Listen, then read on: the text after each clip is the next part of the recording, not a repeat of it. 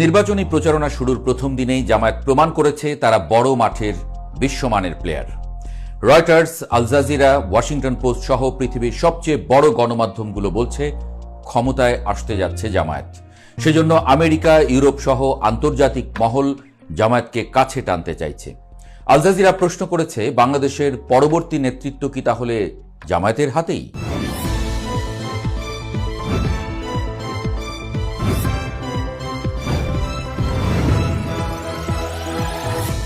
বাংলাদেশের নির্বাচনের আনুষ্ঠানিক প্রচারণা শুরু হয়ে গেছে। এরই মধ্যে নির্বাচনে অংশ নিচ্ছে 51টি দল। স্বতন্ত্র সহ মোট প্রার্থী সংখ্যা 1981 জন। এই সময় প্রার্থী এবং দলগুলো যখন গণমাধ্যমে একটু জায়গা পাওয়ার জন্য মুখিয়ে আছে, তখন দেশের মিডিয়া ছাপিয়ে আন্তর্জাতিক গণমাধ্যমগুলো পর্যন্ত জামায়াতের দখলে। রয়টার্স লিখেছে, হাসিনার পতনের পর জামায়াতে ইসলামী বাংলাদেশের বিকল্প হিসেবে গড়ে উঠেছে।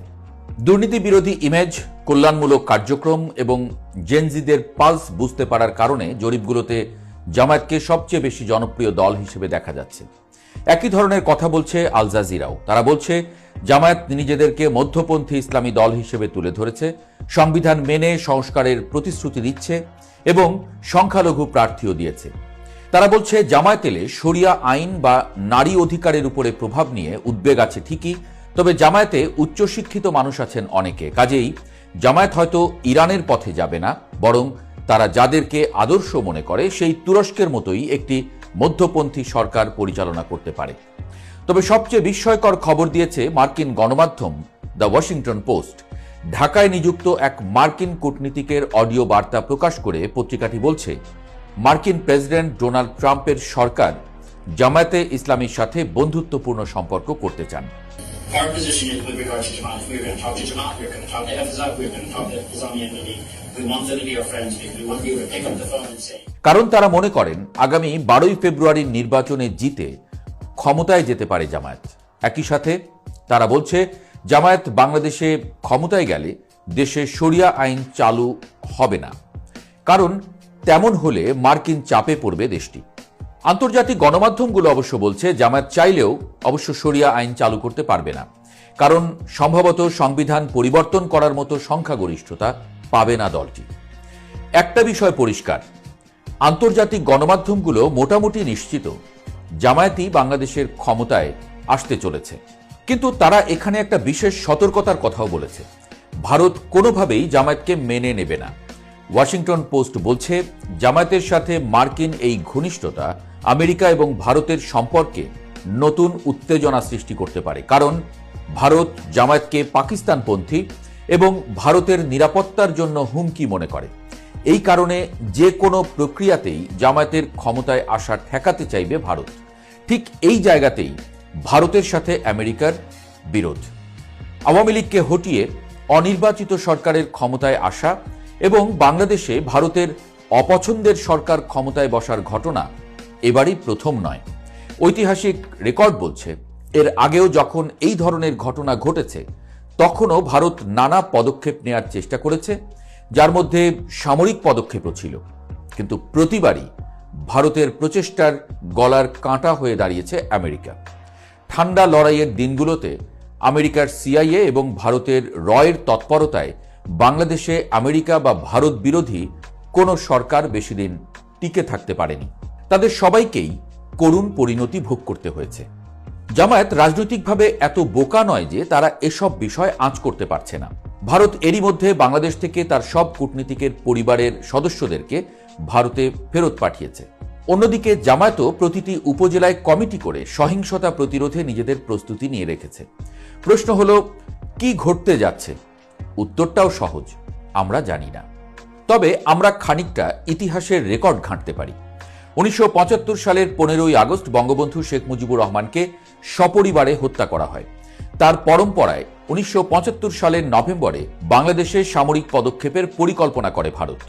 বাংলাদেশের ভেতরে অস্থিতিশীল পরিস্থিতি সৃষ্টি এবং এরপর ভারতীয় সামরিক সহযোগিতায় ভারতের পক্ষের একটি সরকার প্রতিষ্ঠা করতে চায় তারা, কিন্তু সিআইএ বিষয়টি জেনে যায়, তারা এর বিরুদ্ধে পদক্ষেপ নেয়।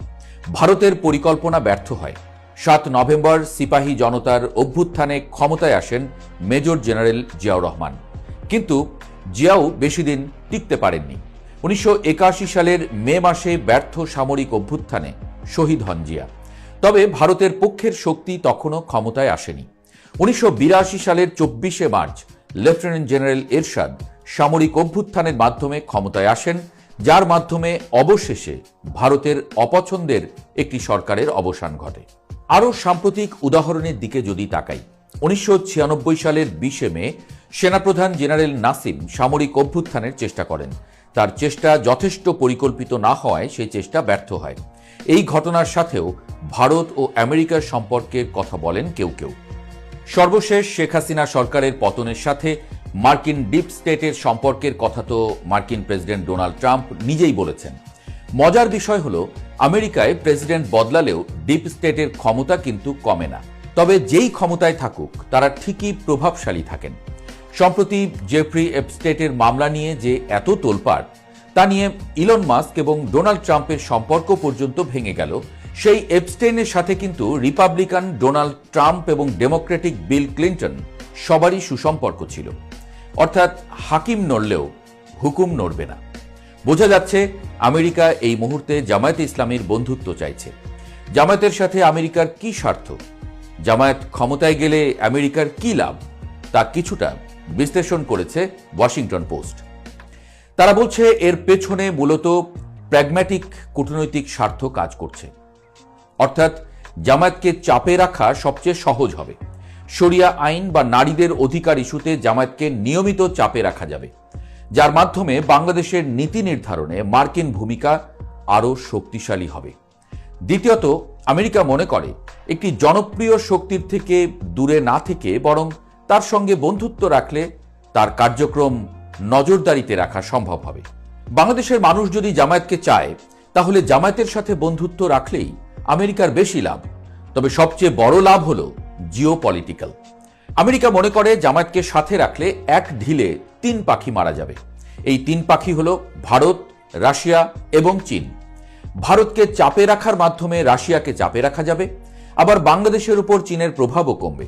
এছাড়া মিয়ানমারে চীনের যে ঘাঁটিগুলো আছে সেখানে আমেরিকার নিয়ন্ত্রণও বাড়ানো সম্ভব হবে। বিএনপির সাথে চীনের সম্পর্ক জামায়াতের চেয়ে অনেক বেশি, তাই বিএনপি এক্ষেত্রে আমেরিকার দ্বিতীয় পছন্দ। ক্লাসিক আমেরিকান কূটনীতি হলো বাস্তবতা মেনে নিয়ে নিজের স্বার্থ রক্ষা করা, আর তাই আমেরিকা ভাবছে জামায়াতকে ক্ষমতার বাইরে রাখার চেয়ে তাদের সাথে থেকে যদি কার্যোদ্ধার করা যায়, সেটি হবে আমেরিকান স্বার্থ রক্ষার সবচেয়ে ভালো উপায়। আর তাই আন্তর্জাতিক গণমাধ্যমগুলোও মনে করছে শুধু দেশের ভেতরে নয়, দেশের বাইরের আন্তর্জাতিক শক্তিগুলোও জামায়াতকে ক্ষমতায় আনতে চায়, যার একমাত্র বাধা ভারত। এই বাধা জামায়াত কিভাবে মোকাবেলা করে, আমেরিকা এখানে কি পদক্ষেপ নেয়, সেটাই এখন দেখার বিষয়।